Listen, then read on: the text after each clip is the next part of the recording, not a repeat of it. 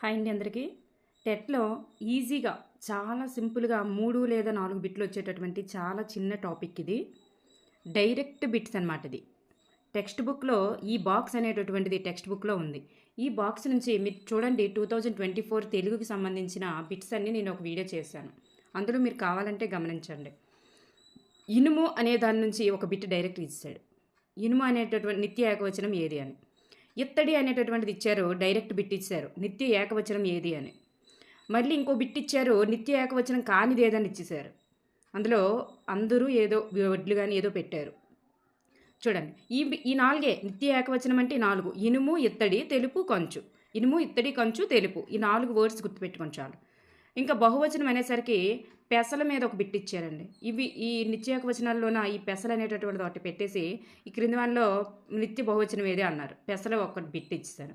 Next నిత్య బహువచనంలో మినుములు, పెసలు, కందులు ఇచ్చేసి అందులో తెలుపు గాని ఏదో ఒకటి పెట్టేసి కానిది ఏదని ఇచ్చేశారు.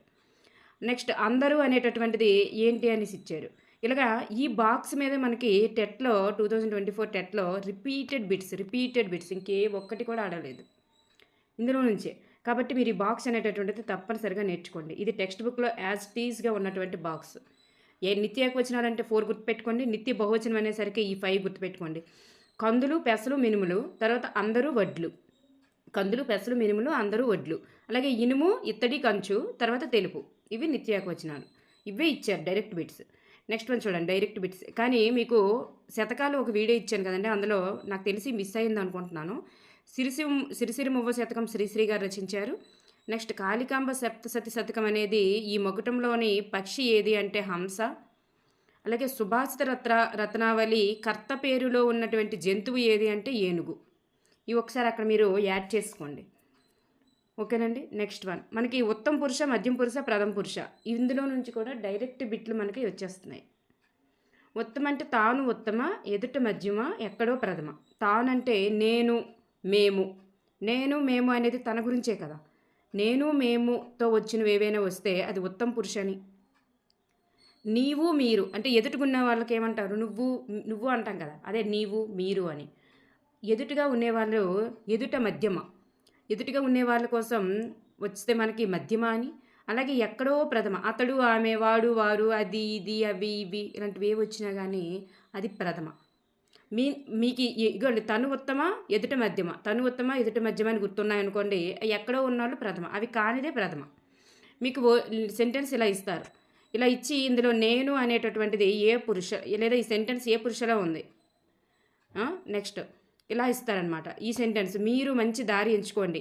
ఈ వాక్యం అనేది ఏ పురుష కథనంలో ఉంది ఇస్తారు. ఏ కథనంలో ఉంది అలా ఇస్తారనమాట. అందువల్ల మీకు డైరెక్ట్గా ఇవి నేను, తాను ఉత్తమ, ఎదుటిగా ఉండేవాళ్ళ మధ్యమ, ఎక్కడో ప్రథమ అవి గుర్తుపెట్టుకోండి. చాలా చిన్న వీడియో అండి ఇది. మీకు మోస్ట్ ఇంపార్టెంట్. చూడండి అతడు, ఆమె ఇది టెక్స్ట్ బుక్లో యాజ్ ఇట్ ఈస్‌గా ఉన్నవి. కాబట్టి ఏ వర్డ్స్ వాళ్ళు మెన్షన్ చేస్తారు. అతడు, ఆమె, వాడు, వారు, అది, ఇది, అవి, ఇవి ఈ వర్డ్సే మెన్షన్ చేస్తారు ప్రథమకు వచ్చేసరికి. ఓకేనండి.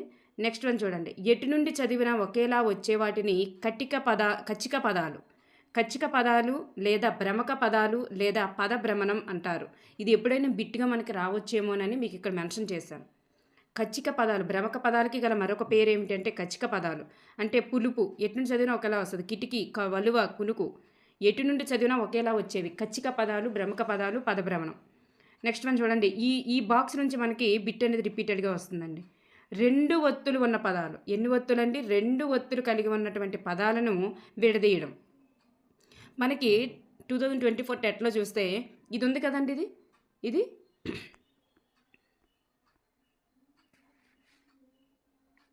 ఈ స్త్రా అనేటటువంటిది ఉంది కదండి. ఈ స్త్రా నుంచే 2 బిట్లు ఇచ్చారు. ఈ స్త్రూ అనేటటువంటిది ఉంది కదండి. దీని నుంచే 2 బిట్లు ఇచ్చారు. చూడండి ఎంత ఇంపార్టెంట్ అనేది. అందుకే ఈ స్త్రాను విడదీసేటప్పుడు ఇస్ అనేటటువంటిది ముందొస్తుంది.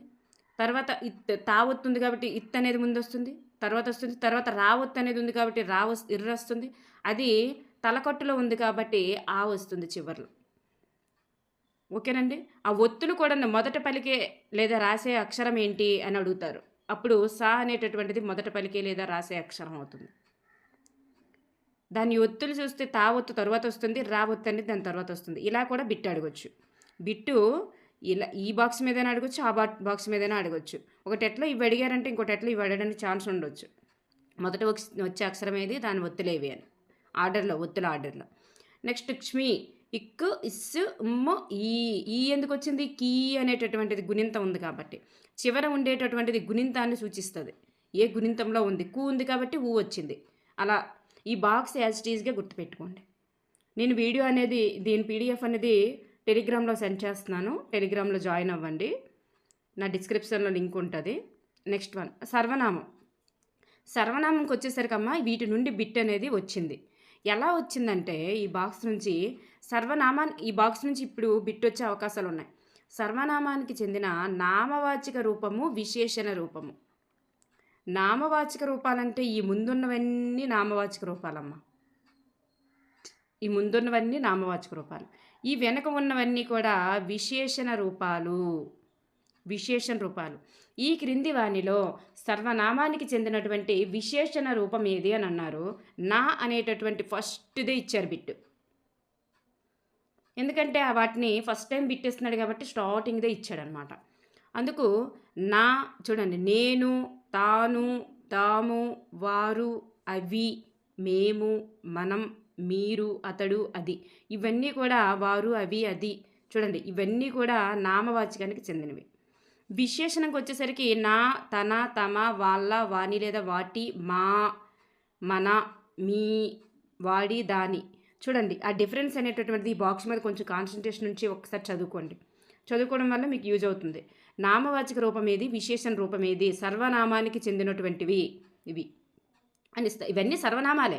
సర్వనామంలో నామవాచకం దగ్గర వాడేవి ఏమిటి, విశేషణం దగ్గర ఏం వాడాలి అనేటటువంటివి ఇచ్చారనమాట. విశేషణ రూపం ఏంటి అని. నెక్స్ట్ సర్వనామానికి చెందినటువంటి ద్వితీయ విభక్తులు ఇచ్చారమ్మా. ద్వితీయ విభక్తులు. నేను అనే సర్వనామానికి నన్ను వస్తుందంట, ద్వితీయ విభక్తి. సర్వనామానికి చెందినవి ఇవి కూడా. మనం వస్తే చూడండి, ద్వితీయ విభక్తి అంటే నన్ అనేటటువంటిది వస్తుంది కదమ్మా. అందుకే చివరన్నిటికీ కూడా మనల్ని, నా అనేటటువంటి ఒత్తన్ని చేరడం జరిగింది. చూడండి, వాళ్ళని, నీ అనేటటువంటి చివరికి ఉంది అన్నింటికి కూడా. తమన్ని, నన్ను, ఆ నీని బట్టి కూడా మీరు ఆ ద్వితీయ విభక్తి రూపం అనేది గుర్తుపెట్టేయాలి. ద్వితీయ విభక్తి రూపం అనేది సింపుల్. అది అక్కడ ఆప్షన్స్లో ఇచ్చేటప్పుడు నీ ఒత్తు అనేటటువంటిది ఒక్కదానికే ఇస్తారు. అందువల్ల మీరు ఆ నీ ఒత్తుని బట్టి మీరు తప్పనిసరిగా గుర్తుపెట్టేయాలి. అది సర్వనామం యొక్క ద్వితీయ విభక్తి రూపము అనేటటువంటిది. ఓకేనండి, మీకు అర్థమవుతుందని అనుకుంటున్నాను. నెక్స్ట్ వన్ ఛందస్సు చూడండి, మనకి లఘువు అంటే ఏంటి, ఒక మాత్ర కాలంలో ఉచ్చరించేదాన్ని లఘువు అంటారు. అలాగే హ్రస్వాలన్నీ లఘువులు అవుతాయి. అయితే లఘువులు ఎన్ని అంటే ఎన్ని అక్షరాలకి లఘువులు వస్తుందంటే 6 అక్షరాలకి లఘువు వస్తుంది. లఘువు దేనికి వస్తుందండి, 6ంటికి వస్తుంది అనమాట. ఆ ఈ ఊ 6 అచ్చులకు వస్తుంది. ఆ ఈ ఊ అరు ఏ ఓ, ఆ ఈ ఊ అరు ఏ ఓ. ఆ హ్రస్వాలన్నీ 6, 6ంటికి కూడా లఘువు అనేటటువంటిది వస్తుంది. అయితే గురువు అనేటటువంటి దేనికి వస్తుందంటే 2 మాత్రల కాలంలో ఉచ్చరించాలి. ఇటు చూడండి, ఎగ్జాంపుల్స్ చూస్తే కా ఉంది, అందులో ఆ ఉంది, గీ ఉంది, ఇందులో ఈ ఉంది, టూ ఉంది, ఇందులో ఊ ఉంది. గురు అనేటటువంటిది ద్విత్వాక్షరము సంయుక్తాక్షరం అనుకోకూడదు. అది రుకారం ఉన్నటువంటి అక్షరం కాబట్టి తప్పనిసరిగా లఘువు అవుతుంది. పే, కో ఇవన్నీ కూడా లఘువులే. నెక్స్ట్ వన్ 2 మాత్రల కాలంలో ఉచ్చరించాలి అంటే దీర్ఘాలు ఉండేటటువంటివి. 2 మాత్రల కాలంలో దేన్ని ఉచ్చరిస్తామంటే దీర్ఘాలు ఉండేవి. ఆ, ఈ, ఊ, అరు, ఏ, ఐ. ఇందులో ఐ అనేటటువంటి వర్డ్తో ఉన్నవి మోస్ట్ ఇంపార్టెంట్. ఎందుకంటే ఇది ద్విత్వాక్షరము సంయుక్తాక్షరం అనుకోకూడదు. ఇందులో గ్రూ కూడా ద్విత్వాక్షరము సంయుక్తాక్షరము అనుకోకూడదు. కో, కౌ ఇవన్నీ కూడా అంటే గురువులు అనేటటువంటి 3 టైప్స్గా ఉంటాయి. దీర్ఘాలు కలిగినవి, అలాగే ఇవి 0 అరసున్నా విసర్గ, 0 అరసున్నా విసర్గ, అదేవిధంగా పొల్లు, ఇవి కలిగినటువంటి అక్షరాలు ఉభయక్షరాలు అంటాం కదండి. ఉభయక్షరాలు మరియు పొల్లు కూడా కలిగి ఉండాలి. కలిగిన అక్షరాలు కూడా గురువులే అవుతాయి. అలాగే ద్విత్వ సంయుక్త అక్షరాలకి ముందుండే అక్షరాలు, ద్విత్వ సంయుక్త అక్షరాలు అవి దీర్ఘాలు కలిగి ఉంటే గురువులు అవుతాయి. దీర్ఘాలు కలిగి లేకుండా హ్రస్వంగా ఉన్నాయనుకోండి, ఆ హ్రస్వంగా కలిగి ఉన్నటువంటి అక్షరాలకు ముందుండే అక్షరాలు. ఎవరైనా ఇక్కడ హ్రస్వాన్ని కలిగి ఉన్న ద్విత్వ సంయుక్త అక్షరాలకు ముందుండే అక్షరాలని చెప్పుకుంటే ఇంకా బాగుండేది.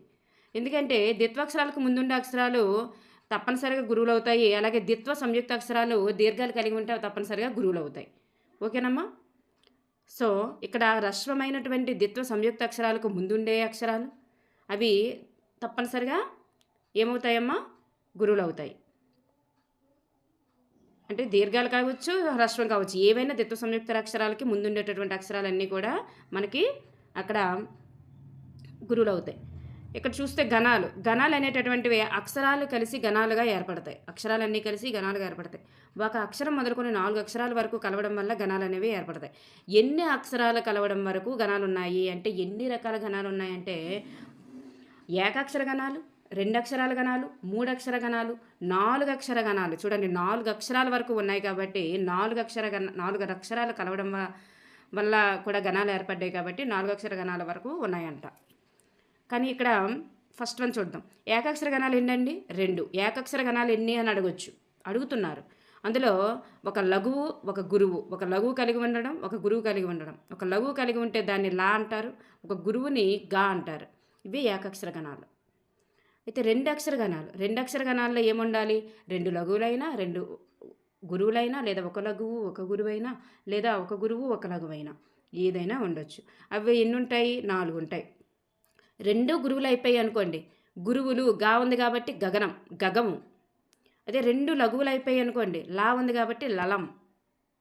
అలాగే చూడండి, గురువు లఘువు గలం అవుతుంది. గా లా, గురువు లఘువు గలం. ఆ గలముని ఏమంటారంటే హగనము అంటారు.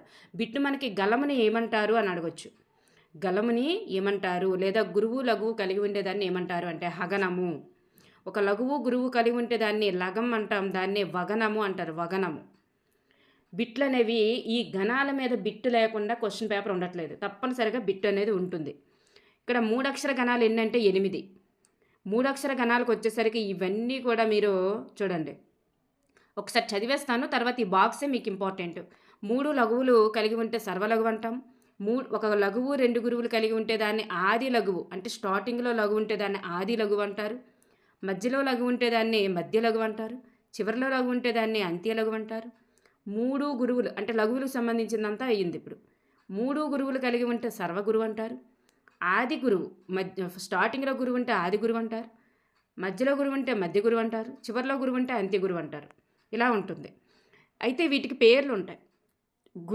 లఘువుకు సంబంధించినవన్నీ ఇవి 4, గురువుకు సంబంధించినవన్నీ ఇవి. అయితే ఇక్కడ మనము అవన్నీ గుర్తుపెట్టుకోలేకపోవచ్చు. కాబట్టి ఇక్కడ మనం ఇక బాక్స్ అనేది గుర్తుపెట్టుకుందాం. యమాత రాజబానస అందరికీ తెలిసిందే. యమాత రాజబానస. యా అంటే ఏంటి? లఘువు అవుతుంది. మా అంటే దీర్ఘాక్షరం గురువు అవుతుంది. తా గురువు అవుతుంది. రా గురువు అవుతుంది. జా ఏమవుతుంది? లఘువు. బా అంటే గురువు. నా అంటే లఘువు. సా అంటే లఘువు. అంటే ఇలా యమాత రాజమానస అనే కోడ్ పెట్టుకున్నారనుకోండి, అప్పుడు ఒక గురువు, ఒక లఘువు, ఒక గురువు కలిగి ఉండేది ఏమవుతుంది? ఒక లఘువు, ఒక గురువు ఏమవుతుందండి? అది యా ఉంది కాబట్టి యా నుండి స్టార్ట్ అయింది. ఇది క్లాక్ వైజ్ తీసుకోవాలన్నమాట. యా నుంచి స్టార్ట్ అయ్యి మళ్ళీ సా వరకు వెళ్తుంది. యా నుంచి స్టార్ట్ అయ్యి సా వరకే వెళ్తుంది. ఇది ఒక లఘువు, ఒక గురువు కలిగి ఉంది కాబట్టి యగనము, యగనము అవుతుందన్నమాట. అంటే ఆది లఘువు, ఆదిలో ఉంది కదండి లఘువు, ఆది లఘువు కలిగి ఉంటే దాన్ని ఏమంటారు? యగనము. అలా మీరు ఈ బాక్స్ పరంగా మీరు గుర్తుపెట్టుకుంటే సరిపోద్ది. అవన్నీ మీకు గుర్తుండకపోతే. యమాత రాజబానస. నెక్స్ట్ వన్ ఇటు చూడండి, మనకి వీటి నుంచి మనకి ఇస్తున్నారు. అదే మీకు బాక్స్ ఇచ్చాను కదండి, ఆ బాక్సే ఇదనమాట, ఈ బాక్స్. నెక్స్ట్ వన్ వ్యాకరణాంశాల్లో మనకి అచ్చులు ఎన్ని, హల్లులు ఎన్ని, ఉభయాక్షరాలు ఎన్ని? అచ్చులు 16, హల్లులకు వచ్చేసరికి 37. అందులో దంత్య చదులు కూడా ఉంటాయి, అందుకే 37 అయినాయి. నెక్స్ట్ ఉభయాక్షరాలు ఎన్ని అంటే 3. వీటి నుంచి బిట్లు ఇస్తున్నారు. అందులో హ్రస్వాలు ఎన్ని, దీర్ఘాలు ఎన్ని? హ్రస్వాలేవి, దీర్ఘాలేవి? అచ్చులలో 16లో హ్రస్వాలు ఎన్ని, దీర్ఘాలు ఎన్ని? అలాగే వర్గాక్షరాలు ఏ వర్గంలో ఏమున్నాయి? నెక్స్ట్ పరుషాలని వేటిని అంటాం? కఠినంగా పలికే వాటిని. సరళంగా పలికే, తేలిగ్గా పలికే వాటిని సరళాలు అంటారు. ఇగోండి, ఒత్తు ఉండే అక్షరాలు అంటే వర్గంలో 2వ అక్షరాలు, ద్వితీయ అక్షరాలను వర్గయుక్కులు అంటారు. ముక్కు సహాయంతో పలికే వాటిని, ఇక్కడ వాళ్ళు మెన్షన్ చేయలేదు అంటే మీకు ఆ బిట్టు అడగరు. ముక్కు సహాయంతో పలికే వాటిని అనునాసికాలు అంటారు. అంగిలి సహాయంతో పలికే వాటిని అంతస్తాలు అంటారు. గాలిని బయటికి ఊదుతూ పలికేవి ఊస్మాలు అంటారు. బిట్లు డైరెక్ట్గా ఇలాగే ఇస్తున్నారు. పరుసాలు సరళాలు కాకుండా మిగిలిన వాటిని స్థిరాలు అంటారు. కా నుండి మా వరకు గల హల్లులని స్పర్శాలు అంటారు. ఇవి బిట్లు ఇస్తున్నారు. నెక్స్ట్ కంట్యాలు, తాళవ్యాలు, మూర్ధన్యాలు. వీటి నుంచి కూడా బిట్స్ అనేవి రిపీటెడ్గా వస్తున్నాయి. అందువల్ల మీరు ఇవి ఏంటి, ఈ క్రింది వానిలో కంఠ్యం కానిదేది, క్రింది వానిలో దంత్యం తాళవ్యం కానిదేది అలా అడగొచ్చు. లేదా ఒక 5 లెటర్స్ ఇచ్చేసి ఇవి ఏంటి అని అడగొచ్చు. అందువల్ల మీరు ఈ బాక్స్ అనేటటువంటిది తప్పనిసరిగా నేర్చుకుంటే ఈ ఈ ఒక్క 10, 15 నిమిషాల వీడియో అనేది మీకు 4 మార్కులు తెప్పించడానికి ఈజీగా ప్రోత్సహిస్తది. Thank you everyone.